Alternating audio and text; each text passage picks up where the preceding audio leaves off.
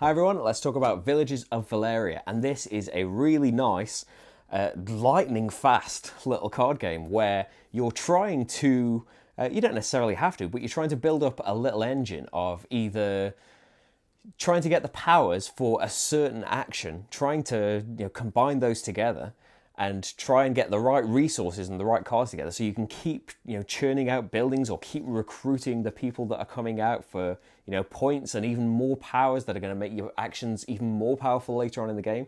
And it's a race, to in two players, it's a race to those 12 to get 12 cards out. Whoever does that just immediately ends the game. Well, you play out the turn, but it ends the game at that point, whether you're the first player or not. It's got a really nice system like, say, Eminent Domain, where you are going to pick one of the actions, then everybody else gets to follow that action and get a less powerful version of the action here. And that creates some really good systems in the way that your gold is tied up on your resources. So both of those things are tied up. So if you've built on your turn and then somebody wants to do something, say recruiting that needs gold, and your gold's all tied up, or they want to build again, well, your gold and your resources are all tied up. That can be a bad thing. It can also be a good thing though, because if somebody else wants to follow your build action and needs your resources to be able to build the amazing thing they want to build, well, tough luck. I've used my resources first for all of my stuff, so you're not getting there. Of course, that can be flipped if you're not the active player, the leading player. But that creates a really interesting tension between the players because you will often need the other person's resources. You probably won't go in the exact same direction. One person might have magic and the other person's gone into a lot of wood and stone and things.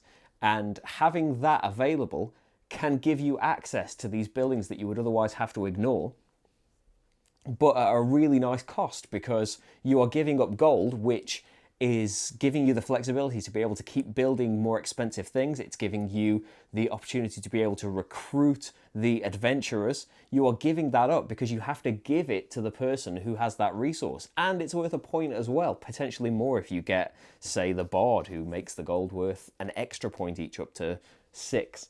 So that's a really nice trade-off between letting you do more varied actions, letting you build things that are outside the engine that you've built for yourself, but at the same time you are restricting yourself, giving your opponent a lot more opportunity and giving them points as well. It's a really, really nice system. As in Valeria Card Kingdoms, which is a game we really liked, there is a bit of strange take that of stealing cards from other players, stealing money from other players and things, and there isn't much of it at all. It's very few cards, and we just kind of took them out and put them at the back of the box. I'm not sure how much of the balance that would affect. It might affect certain types or certain things. Maybe it was the dagger and keys had a lot of that kind of thing. But it was a very small number of cards. We just took it out and didn't really affect us. And you could probably just leave them in and not use those cards for things. Just use them as trading away or trashing them, like say in the solo game. But they do translate in the solo game as well too. If you would steal things from another player, you just get them from the bank, just draw more cards or get more money. And that does bring me on to the solo game. The solo game's really nice as well. It's even faster. It's a race against the deck, and that's nice because the deck is full of cards that you need to do everything. You now need to discard cards to get money in the solo game. You need to trash them from the game. They don't get discarded back onto these piles, which in itself is a nice little system. You can cover up things that other people want. You have to be wary of what you're making available to everybody else in the multiplayer game. But back to the solo game.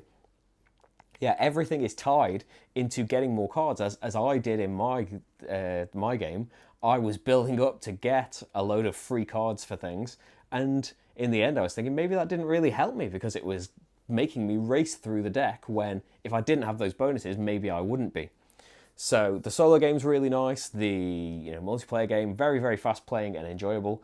The one thing for us, well, it's not for me really, it's a very personal thing for Rachel. Rachel hates games where you are able to use things of other players. Although I like how clever it is and what an interesting trade-off it is, for Rachel it's a very black and white rule of no, nobody's ever using my stuff for anything. I will never use your stuff for anything. I will never give you gold to be able to use your things. Are you crazy?